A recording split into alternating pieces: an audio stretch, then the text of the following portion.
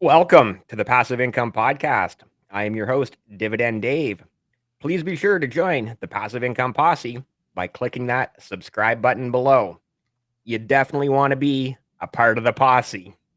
Super excited for today's episode. If I'm counting correctly, I believe we are at episode 69. Nice. So, Jamie, the minimalist hustler, go ahead and give yourself an introduction. Yeah. First of all, thanks for having me, Dave. It's awesome to be here and talk to you. So those that don't know me, my real name's Jamie, but I go by Minimalist Hustler online. Basically, I've been making money online one way or another since the mid '90s. I started by flipping hockey cards when I was a teenager, in the early days of the internet.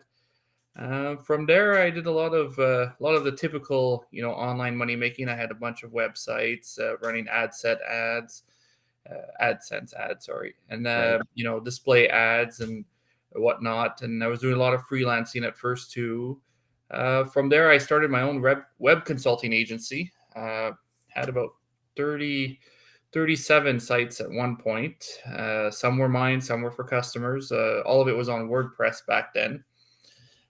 Uh, Around 2020, just before COVID hit, I decided that the website consulting thing wasn't for me because although it made quite a bit of money, I didn't really enjoy working uh, the creative process for other people's creative visions. You have one vision for what you want, but then they have another vision and it doesn't align.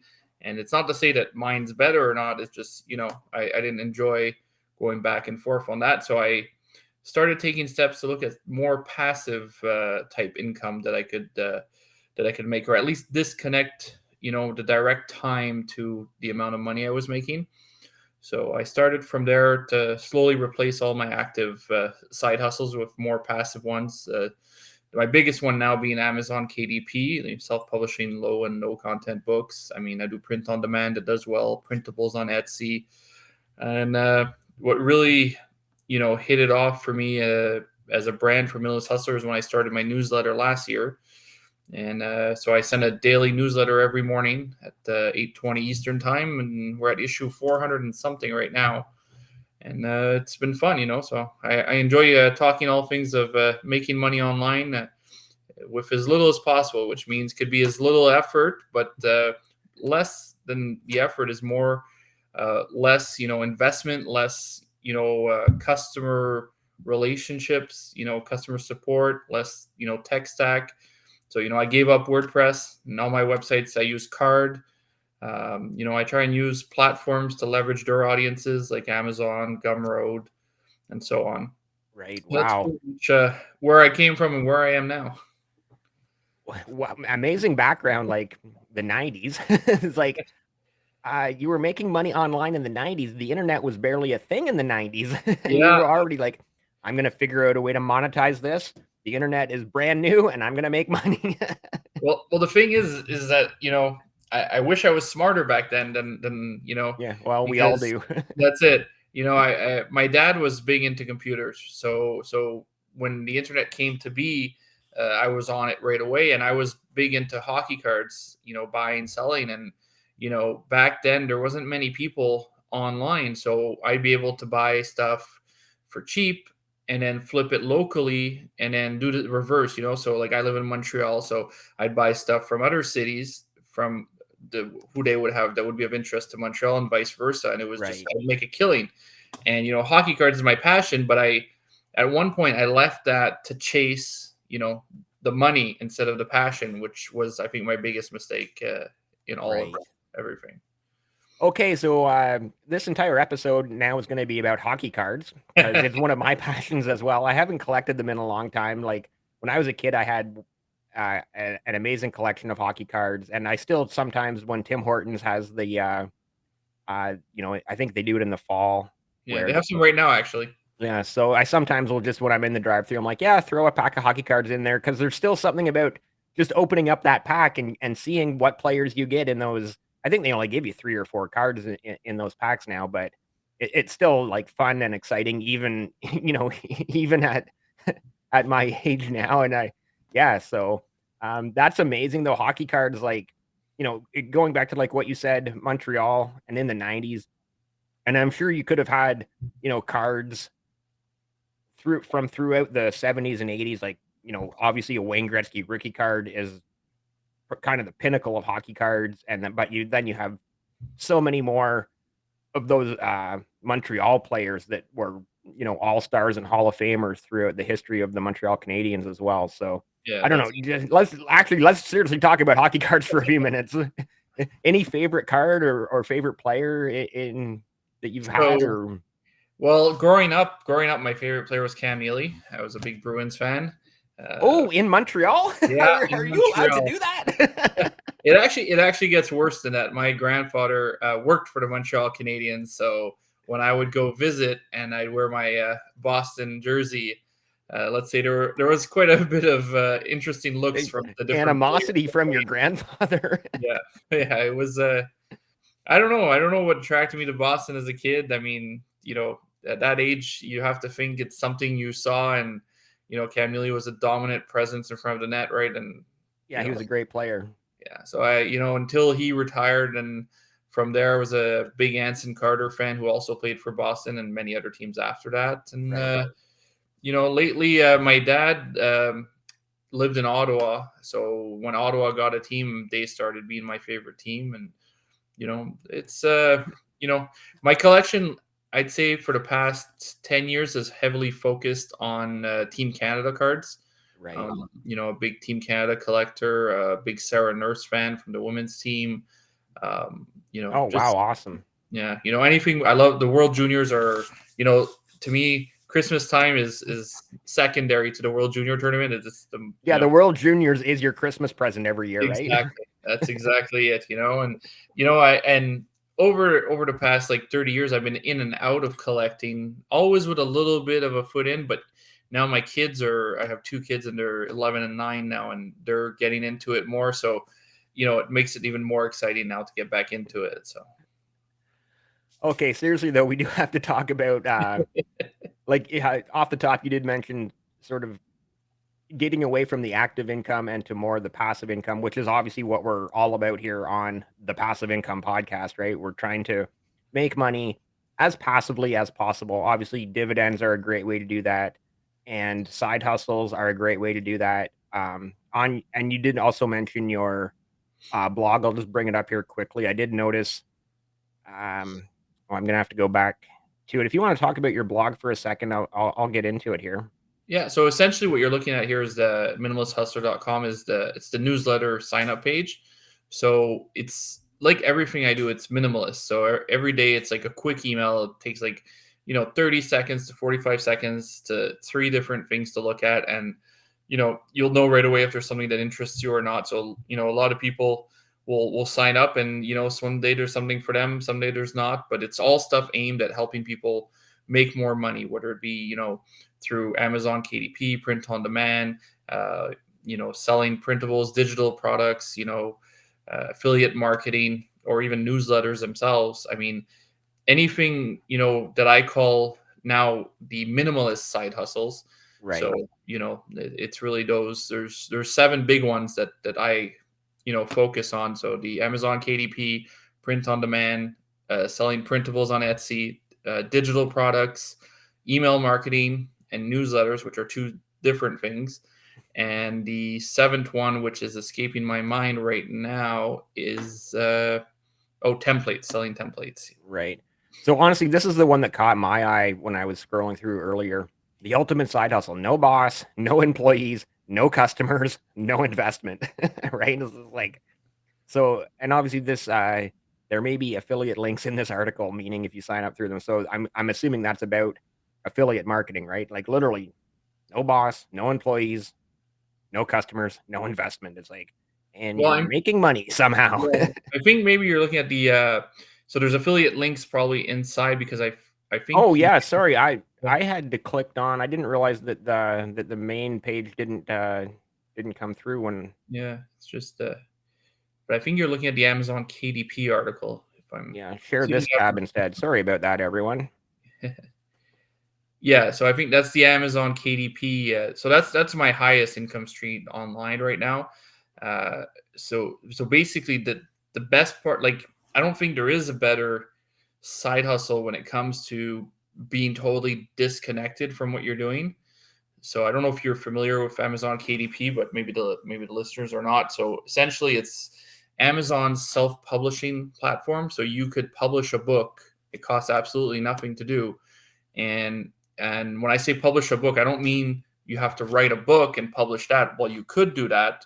Hmm. What I publish are what they call no or low content books. So even just a blank notebook, or a journal or a coloring book, activity book. A Right. lot of what I do are workbooks. To track what you're doing and stuff like that. And you basically create a PDF that's the interior of it, and then another PDF that's the cover, spine, and back cover. You upload that, and Amazon sells it, and they handle everything. You become the author essentially, and you get royalties, but all the customer service, the shipping, everything is done from them. Like, it's super passive once you get it set up. But I mean, Right. So yeah, you do a little bit of work off the top, and then you just kind of sit back and enjoy the margaritas on the beach. Well, that's it. I mean, it's to the point where, like, it's a lot of work.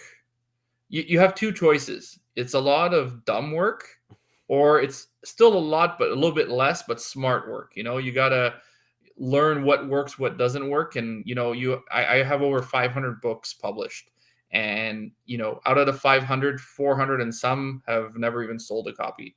no. But the ones that do usually sell, some of them sell 3 4 times a day. Others only sell 3 4 times a month, but it all adds up at the end of the day. And once you've published it, there's nothing for you to do forever, as long as Amazon keeps the program in place, which they've had for years, right? So Right. Right. Yeah, that's amazing. Before we get going any further, I do have to give a shout out to buyinvestingshirts.com. As you know, the Passive Income Posse merch is available there. Uh, T-shirts, hats, hoodies, coffee mugs. Patrick has all sorts of great merchandise over there, so definitely check out buyinvestingshirts.com. The link will be in the description below, and as you know, you can use code word Posse for a 5% discount. So that will be linked in the description below, as well as the Minimalist Hustler. Was it minimalist hustler.com? yeah, that's it. So yeah, I'll definitely have both of those links in the description below, and you can check them both out down there. And yeah, let's just keep going. Good. Passive income. So I'm guessing you're also invested some into the stock market and obviously dividends, right? Like, Absolutely, absolutely. I mean, so again, that's another thing where the whole transition happened in my life from active to passive. It happened with my investments too, a little bit later than I would have liked. A lot of my wife works for one of the big banks in Canada, and we have somebody that handles our investments and all that. But on the side, when I started this, I gave myself a goal that any money generated from these side hustles, at least 20% has to go into dividend stocks. So it's accumulating nicely. I mean, I don't do enough research to know what I should be investing in, but I am very diversified in a lot of things. Uh, I have most of my money in the banks and in Coca-Cola. I mean, I'm a Coca-Cola addict, so I mean, it only right. makes sense, and I but drink a Diet Coke almost every day as well, so you're welcome. thank you for that. I'll enjoy that money. So yeah, so I've been growing my dividend income as well. I mean, I'm very late to the game. Uh, I think last year is when I started buying dividend stocks and even transferring some of the stocks I did have to dividend stocks. And I mean, I don't have the numbers off the top of my head, but I think last year I only had like $70 or $80 of dividend come in, and I think this year I'm at a $300 already. So, Yeah, well, you know what? That $70 last year is a lot more than 0, and well, yeah, that's it. the 300 or so this year is also a lot more than 0, and Exactly. that's the big thing, right? You just have to start, and it doesn't really obviously, if you start when you're 20, that's you have your whole life to to just accumulate and build brick by brick. But you can still start at 30, 40, 50 years old and still be very successful. Exactly. Yeah. The way I see it is that, I have, including the dividend stocks, I have 11 different income streams right now. And most of them are not easily transferable to my kids.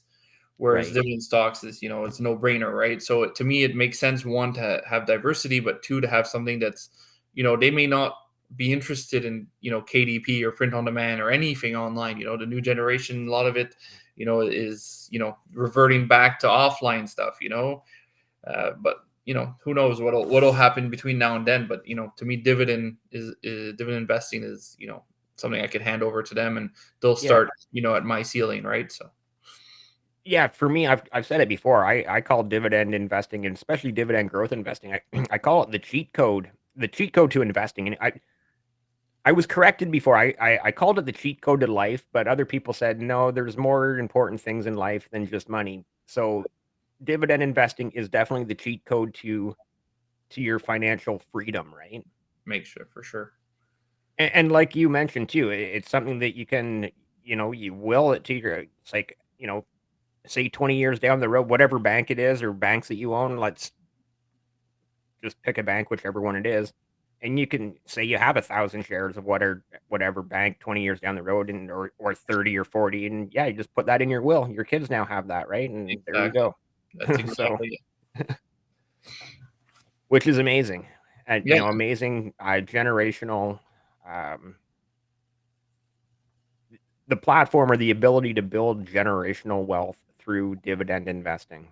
exactly. And we still have, our what I call our bigger investments as of now, but my goal is to surpass them. But that'll be, to me, the dividend part of it. What I'm doing on the side is 100% going to the kids. It's not for our retirement or anything, and the rest of the stuff is, all calculated for our retirement. But to me, the real thing is to keep growing my passive income, and that'll be my retirement more than anything else at this point. Right, right. Yeah, so, like, all those books on Amazon, they just keep selling. That's it. You're Some 65, you read. are more trendy than others, so that, like, they'll go, they won't be relevant anymore, but like there's a good chunk of them that should be, and those that aren't can easily be adapted to, more trendy subjects. Right. Interesting.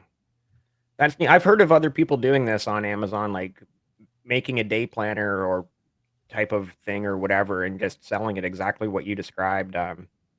Yeah, so, you know, great. I'm sure you love it however often the payment is, once a month or whenever, when Amazon just, deposits money into your bank account, and you just say, "Thank you very much," Yeah, right? yeah, exactly. It's actually several times a month because each marketplace gets its own deposit, and it's fun. You get that, and then you get the Gumroad deposits, once a week, and then you add in, the affiliate marketing. Most of them are once a month, sometimes 2 or 3 months later, but still once a month. It's, Yeah, money is hitting the bank all the time, right? So it's fun. And it started with, like, literally pennies. Like, when I started doing this, I started even before KDP. I started print on demand, which was, to me, it's even harder. KDP is harder to comprehend when you first start. Is a little bit more tricky with some of the stuff, but once you've done it once, then after that it's a no-brainer, right. and it's easier, I find, to generate income there than on print on demand. But I still get a good chunk of change from print on demand. So I started with that, and I could remember, maybe it took me 3 months before I even saw anything, and I think the first commission was something like 17 cents or something like ridiculously low like that. And I was so happy for it. And it was like, my wife's looking at me like, 17 cents. I'm like, it's just proving that I am on the right road here. I just got to Yeah, keep yeah, working, keep figuring it out. And, if you've created 100 designs and you're making 17 cents, well, then you make 10,000 designs, and, you just keep adding to it. Right. And as you go, you get better, you learn more what works, and it just keeps adding to the snowball that comes in. yeah. Amazing. I don't know if you've seen on Twitter, but I was kind of sort of. I don't even want to say it was challenged, but I'm sure one of my favorite sayings on Twitter is "turn that cash register around." Yeah, invest in the companies that you pay, like get them to pay you to pay them. And so Dave Greta, author of Night Trading, actually I have his book right here as well. So shout out to Dave. He basically said, "Oh, you have a great book title there with Turn That Cash Register Around." it's true. And so I've been slowly hammering out some words, and I might lean on you at some point in the future to be like, how do I actually self-publish this on Amazon? For sure. Absolutely. I mean, that's where like I said, almost all my books on Amazon, except for one, are low or no content. I have one written book on there, and it does well, but like, I want to get more of those on there because the potential, I think, to be unique and stand out is much more in those than the lower content ones. It's a little bit harder to stand out because there's so much of it. Right. But it's definitely it's so easy once you've done it once. I'm telling you, within 10 minutes you could have a new book up there. It's they Yeah. have to approve it and it takes a few days, but the actual work to do it is 10 minutes once you've got it down. Yeah, that is a very minimal side hustle. That's it. Awesome. Yeah, let's keep talking a little bit more. We kind of got sidetracked there about the investments. So obviously you're into the banks, and you kind of mentioned that you're very diversified. Kind of makes it sound like you just kind of started buying a bunch of different companies. Um, yeah, I guess Seriously, talk that's about. That's exactly. I could actually list you some of them because some of them I don't even. To be honest, like I'd have like a chunk of change left, and I'd be like, let me buy something different." So I'd go online and you know dig around and see what's interesting, and now I get these dividends of companies I've never even heard of that I'm invested in. It's nuts, but I mean, I got my what I call my stable ones that I'm buying one Coca-Cola every week. There's like no question there. I'm buying a Coca-Cola every week, and I'm usually buying two or three banks. But Right. then after that, like if there's leftover, then I'm just buying. Where do I go here? That's my watch list. Where am I here? Oh, it froze. Come on. Yeah. So So what do I have here? Uh, FRU. What's FRU? Freehold royalties. You heard of that one? I think I have, but obviously I'm not familiar with it. No. Yeah, there's like a bunch like that. Chorus. Oh yeah, Chorus is a good one. What's this one here? Artist real estate. Oh yeah, Artist is a great. Well, all of my viewers and listeners know I love REITs. Artist Yeah. I don't own, but I've it's on my it's on at least one of my watch lists for sure. Yeah, that's it. There's a few others like that too. I mean, it's just like Algonquin Power and Utilities. I mean, it's like I'm picking different, like, to be all over the place kind of thing. But like, I Yeah, don't have much of them. I have like two, three, four. It's like the little bonus side ones that I have. yeah. Do you feel that you might be over diversified, or you have too many? Uh, it's kind of weird, but it's like it kind of I prefer it like that. It's like I have my stable stuff, and then I have the whatever. Let's see what happens. Yeah, yeah. No, I get that for sure. Yeah, Algonquin Power is definitely a weird one. Obviously, they had that dividend cut back in January, and we'll just see where they go over the next 5, 7, 10 years. I'm very confident in AQN long term, so I'm holding long term on AQN for sure. And I kind of kicking myself that I didn't kind of double down and buy more when it was below $10 Canadian per share, because I believe it trades in USD on the New York Exchange as well. And even back then in January, I tweeted, I'm like, "Is now the time to be greedy while others are fearful?" Because everyone was fearful of AQN when that dividend cut came down, and we all knew the dividend cut was coming. That was the crazy part. We all knew it was coming. The writing was on the wall. Yeah. And so when it happened, I felt good because I was like, "Rip that band-aid off, right? Just rip the band-aid off."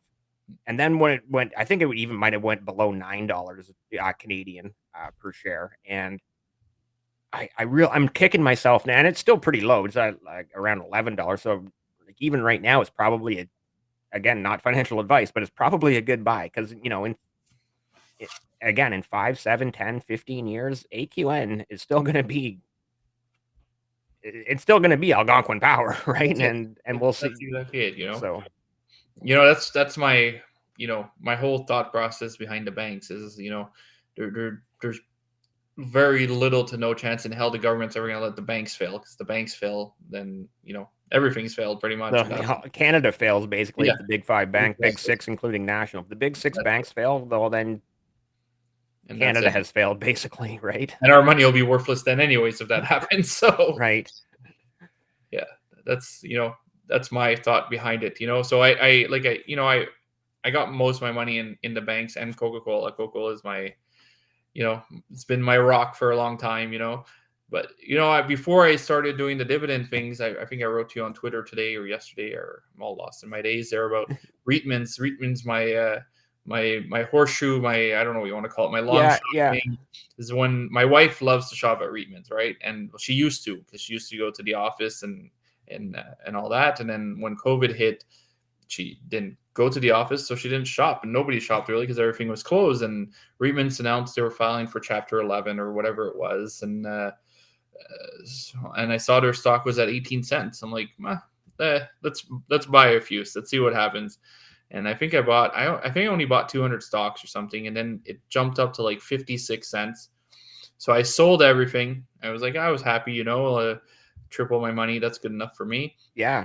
And then next thing you know, I'm thinking about it again. I'm like, well, we're still in like COVID times, and it's still not really open. And I'm like, they're only going to get better from here.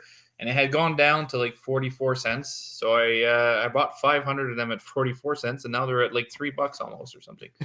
So I haven't sold them because I keep saying I should sell them and convert them to something with a dividend, but Right. so it's the one I still have left that doesn't have a dividend. Yeah, and I know that one is always such a tough call because you always think, "Oh, it's gonna go higher," Yeah, and then if it doesn't, if all of a sudden it goes back to 18 cents, you just kick yourself in the teeth from like, exactly. "Oh, what did I do?" Right? But you can't time the market. No, Nobody can that's time it. the market, right? That's it. So That's it. I No, I'm I definitely. definitely know that one. Oh, it's so hard because yeah, you think at the time, like, okay, it's at a 52-week high, but you know what?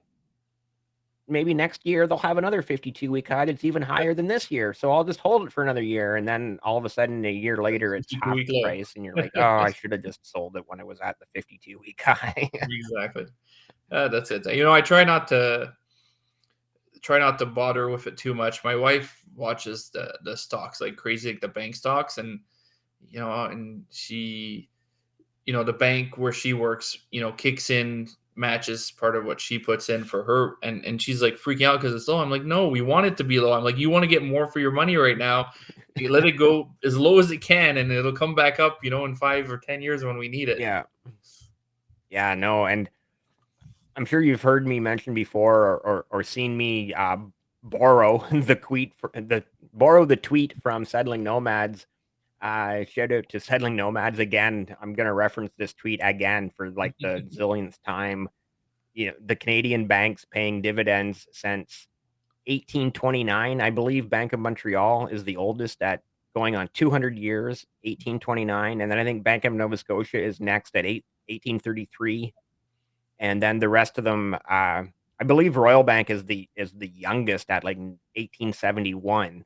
So still over 150 years, right? So all Yeah. five of the big five banks have been paying a dividend consistently for nearly 200 years, which you look at that longevity and consistency, and you can't argue with it, right? Like how do you argue with that? And you can't imagine them, not doing it at this point. It would be a horrible PR move. It would be a sign of something horrible that's coming. Right. And I can't imagine them wanting to do that. It would be definitely not be in their best interest not to pay it, right? Yeah, for sure, for sure. And obviously, over that 150 to 200 years, there hasn't been a dividend increase every single year. There's Right. even been years where they weren't allowed to give an increase for various reasons. But just the fact that they've been paying a dividend for 150 to 200 years is just, it's mind boggling. It's truly Sure. mind boggling. It is. I do want to jump to the telecoms. I don't know if you have any thoughts on Bell, Telus, Rogers. Obviously, with you in Quebec, the Quebecor slash Videotron and that whole Roger Shaw deal that affects uh, Quebecor slash Videotron getting Freedom Mobile in that deal. Any thoughts on anything in the telecoms? Well, I do have some Telus actually, and some Bell actually. IBC, Telus and Bell. I don't have any Rogers, and definitely don't have any Quebecor Videotron. Not that I have anything against them. I mean, my cable, my internet with Videotron service is great. No problems there. It's just it's always touch and go with Quebec. And it's you never know what's gonna be next and what's gonna happen. Like when I remember. I say I remember, but I mostly remember stories because I was young at the time and didn't really care too much about it. I think I don't remember what year it was, but I think I was like 13 or 12 years old, and there was the referendum, and there was lineups. My mom was telling me because she worked at a bank, and there was lineups out the door, people trying to get their money out to move it to Ontario because they were afraid Quebec would separate and they wouldn't be able to get it or whatnot. And the banks were running low on money. It was a total chaos and disaster, right? So I stay away from investing too much on anything that relies on Quebec being part of Canada and whatnot. Not that I think it would separate, because I don't think it's in their interest, and I think the people in charge now realize that why should we separate when we can make our own rules and just get the money from Canada anyways, right? But Right. you I know, believe that was 1994, the last referendum, yeah, and it was close. If I yeah, recall, it was like 50.4% that voted to stay in Canada. Like yeah, it was nail biting close. So those exactly. people weren't being overly paranoid No, at no, all, not at right? all. I mean, if it would have swung the other way and they hadn't taken out their money, I don't know what would have happened. Who knows what would have happened? Yeah. It's you know, Crazy that we're now nearly 30 years after the fact yeah. from that referendum. Time flies. Time definitely flies. Yes, it does. Yes, it does. And Anthony, newcomer investor, will be very happy to hear that uh, you are a customer of Quebecor slash Videotron, because he's a very huge proponent of that company. He he loves quite a few of the. I don't even want to call them underdogs. They're good companies, but they're just companies that people don't really think about or talk about. Like, the Bells and the Telus and the banks. Those are the sexy Canadian companies that everyone talks about and tweets about. And Anthony over there is like, what about Quebecor?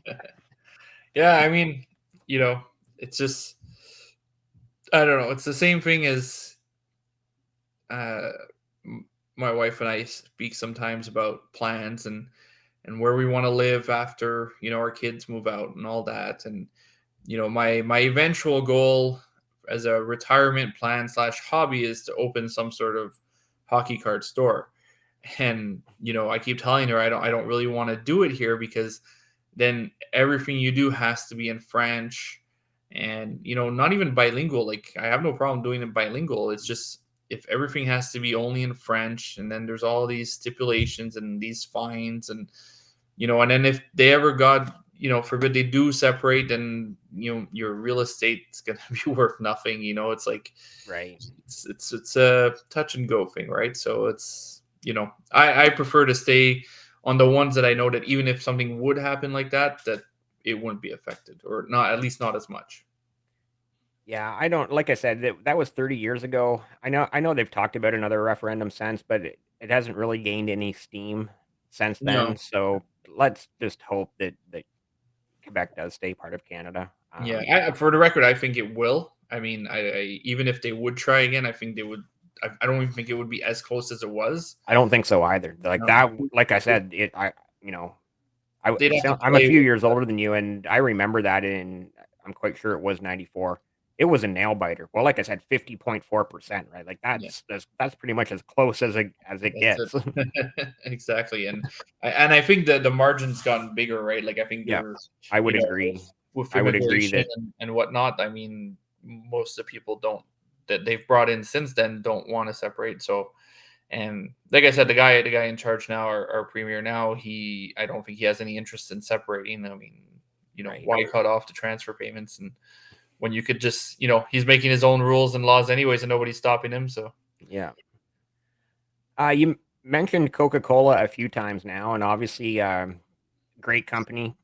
Obviously Warren Buffett is a huge fan of Coca-Cola. I love seeing the tweets that show how much Warren Buffett makes from Coca-Cola dividends is like 800 million this quarter. I don't know if that's quarterly or annually, but just ridiculous amounts of money that he makes on Coca-Cola dividends. But just getting into that whole sort of consumer staples and consumer discretionary. Anything else like Metro is a big store in Ontario and Quebec. Loblaws obviously is huge throughout Canada. Um, Empire, which owns Sobeys, that has obviously so many different grocery chains. So obviously the grocery is more that consumer staple where people have to eat, right? You have to go and buy groceries, whether it's a recession or a bull market or a bear market. Your stomach says, "Feed me every day." So, yeah, and then beyond the consumer staples like the grocery stores, obviously, the consumer discretionary, Coke, Pepsi, etc. I guess just thoughts on the whole food and the whole food sector. I mean, like as you said, it's a recession-proof sector, right? I mean, even in a recession, even with inflation that it's at, they're still killing it, right? I mean, Galen's pocketing millions a day, like it doesn't stop. But I don't have any currently, but definitely somewhere to look at diversifying into. But yeah, I think it would. I think I have no issues. I think it's a great place to invest. Right. For reference, for those watching who don't know, Galen is Galen Weston. Well, he's stepping down as CEO of Loblaws, but he is going to remain as chairman of the board, I believe, if I heard the news correctly. Yeah, of And West and the company that owns Loblaws essentially. He's still chairman of the board there. So right. yeah, And he just gave himself a raise because it was so well deserved. Because $5 million a year wasn't enough, so he gave himself a raise to $8 million a year. yeah. He's a public enemy number one in Canada. Yeah, he kind of For is. the record, I've met him and I have no problem at all with him. I mean, this is the capitalist system. I mean, Yeah, you can't take advantage of it and then complain because somebody else is doing better. I mean, right. you know, I mean, I could do with a little bit less of his corny, cheesy commercials, but I mean, other than that, I don't necessarily have a problem with him. Yeah, face to face, he's probably a super nice guy, right? Yeah, I mean, it was 20 years ago when I was working at Loblaws, but yeah, he was good. He was okay. Awesome. No, I agree with you. It's more or less a recession-proof sector because you do have to eat every day. My stomach says to me, "Put food into my belly," right? And your stomach does not care at all. Recession, bull market, bear market. So you look at those companies in Canada, and then obviously the big companies in the U.S. as well, your Costco's and WalMarts and whatnot. And again, not financial advice, but you look at that sector and go, yeah, it's more than stable, right? Yeah, for sure. Especially like a Walmart. Like, I mean, recession's only going to help Walmart at the end of the day. More or less, right? Yeah. You also mentioned Artist, the one REIT that you have, and I'm just curious, do you have any other REITs? No, I think when I looked at my list, I think that's the only one I got. Yeah. Okay, fair enough. Yeah.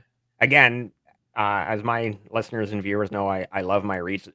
The big thing about my love for REITs is the monthly dividend. And I get it. I know that 5% is 5%, whether that's paid monthly or quarterly. It's just something psychological seeing that show up in your account every 30 That's it. days where it's like, oh, RioCan just paid me again, or whoever just paid me again, right?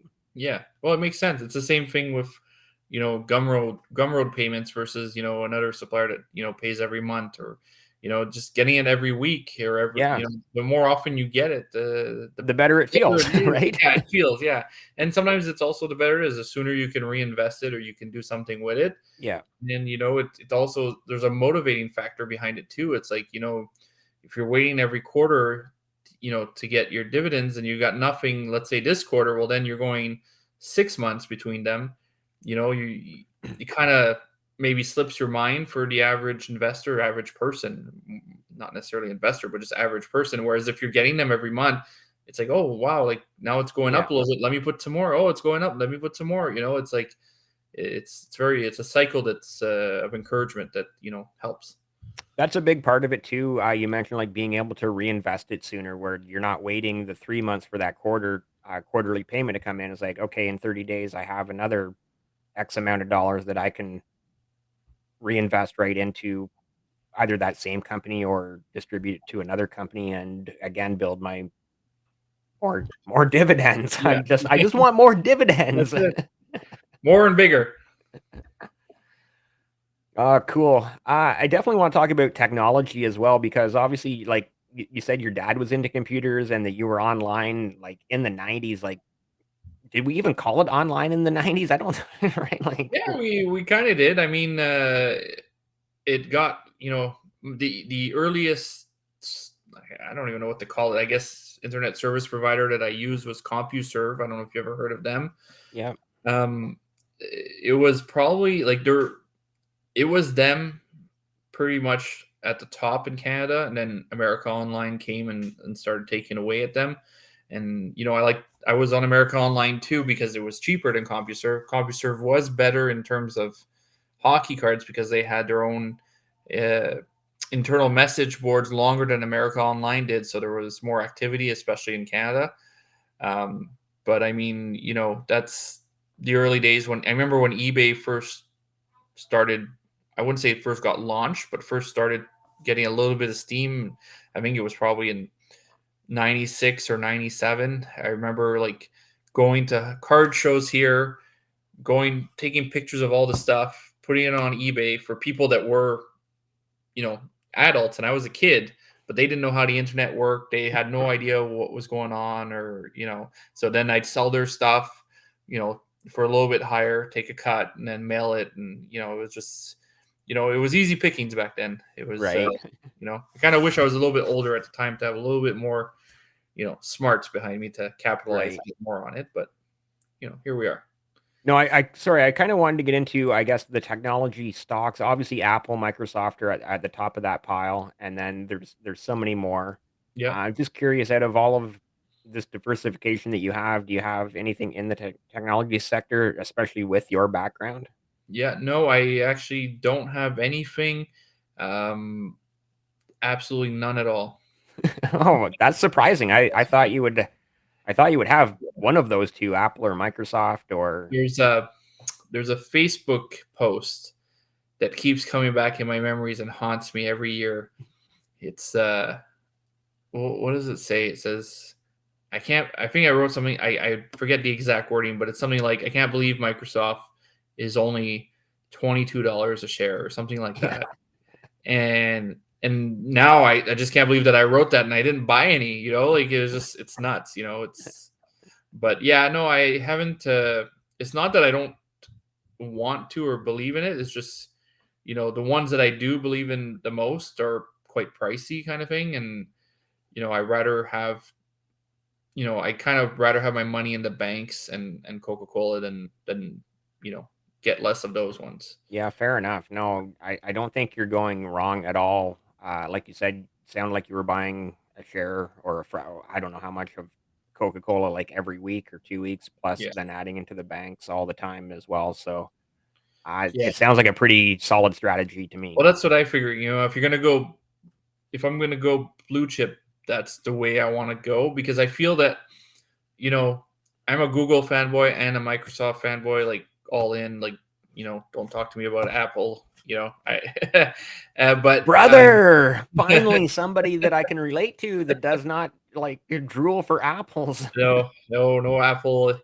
Already my kids got iPads and I cringe. But, I feel that, as hard as it, I was actually talking to my buddy last week about this when we had lunch, is as hard as it is to believe that, one of the big four, Apple, Google, Microsoft, and I think we were talking about Facebook, could fail. But I mean, it's not impossible. It's hard to imagine. Right. But I mean, to me, it's a lot more possible for one of them to fail than for a bank to fail. You know, Right. it's I agree just, 100%. like with the advancement of AI coming, like, We they're should all, clarify a Canadian bank because obviously we see US yeah, regional banks fail all the time. We're well, talking that's it. about the I big mean, 5 and 6 that's Canadian it. banks that will not fail in our Exactly. opinions. That's it. That's it. And again, as you say, not financial advice, right? But yeah, I mean, not an American bank, where everybody and their cousin can get their own bank going.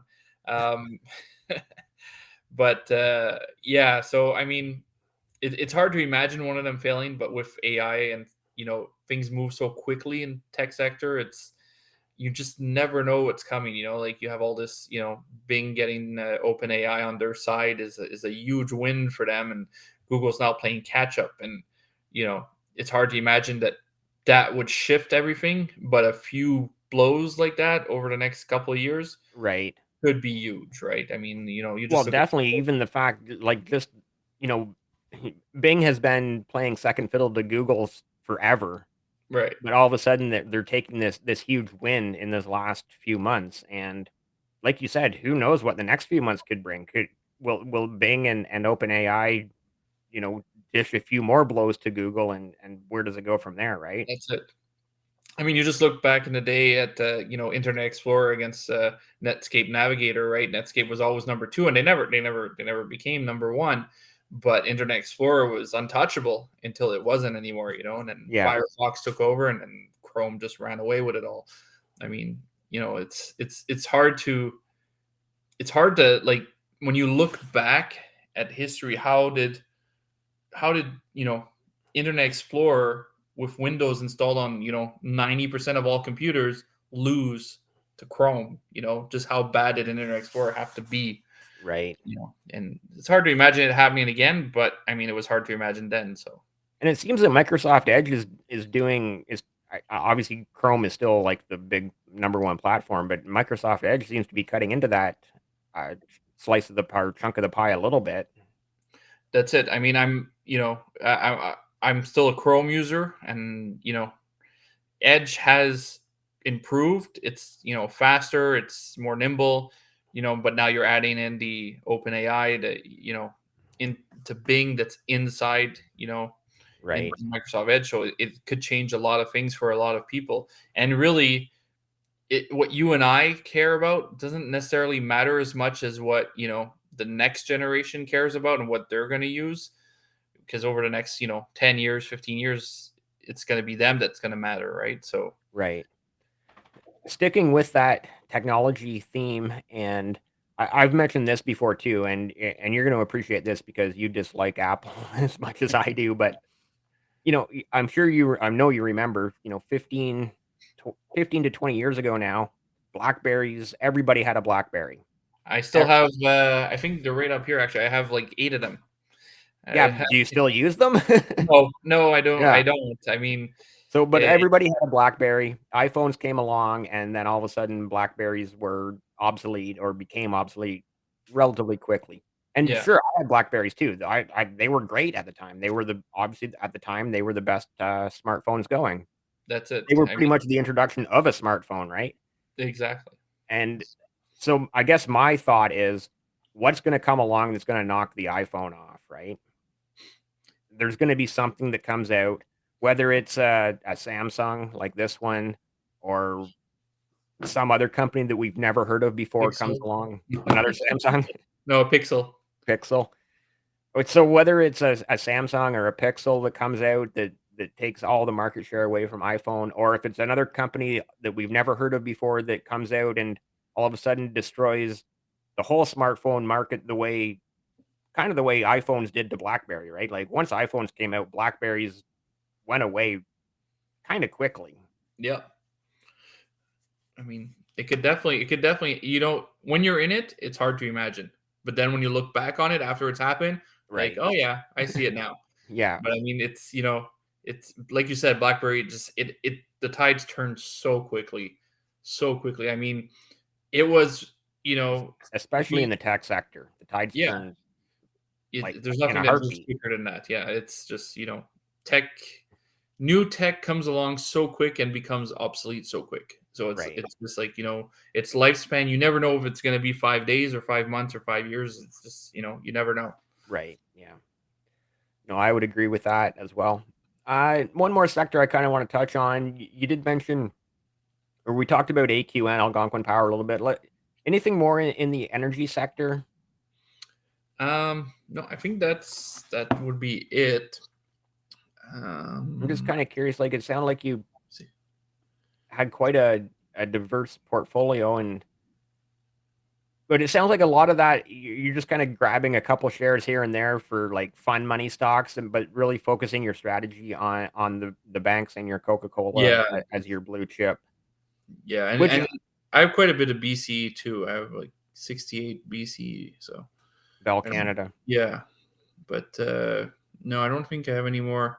Oh, I have Tamarack Valley Energy. Okay. Yeah, I think that's it for an Algonquin. I think that's it for. For kind of the energy and utilities, oil and gas, or Oh, I got I tend to Canadian. lump oil and gas and utilities together because it's all Yeah, energy. yeah, I got Canadian utilities too. Oh, nice. Yeah. I believe CU is like the only Canadian dividend king, like paying a dividend for 50 years. Uh, Fact check me in the comments if I'm wrong about that one. I'd fact check you, but I'm not. I don't know. Yeah, no, that's why I'm saying fact check me in the comments for those of you who are listening. Oh, awesome. No, this has been an incredible conversation. I've loved talking to you, especially about hockey cards. That was fun. Yeah, that was spontaneous. It wasn't planned or anything, or Yeah. but it's when you have passions about things like my two passions is hockey and side hustles. It's always been trying to find ways to make money, or playing hockey, or coaching my kids, or collecting hockey cards, or watching hockey on Yeah. TV. It's those are my passions. Awesome. Right? Yeah, it was very spontaneous off the top. I was like, "Oh, hockey cards. We'll just talk about that for a while." Because, like I said, when I was a kid, I had quite the collection as well. I'm sure I still do have several cards. Obviously, over the years, they've kind of went away and whatnot. Probably some just lost through moves and who knows what else. But yeah, I That's do it. still have a pretty decent collection from a couple of different years throughout the probably the late 70s and 80s. But anyways, with that said, I digress about the hockey card collecting. This has been an absolutely incredible conversation. Jamie, I thank you so much for coming on and spending some time with me here on the Passive Income Podcast. Before we sign off, is there anything you would like to say? Well, I'd like to thank you for having me on. It's been fun for sure. Like you said, going on about different things that weren't necessarily planned or part of what we were going to talk about is that's part of the fun.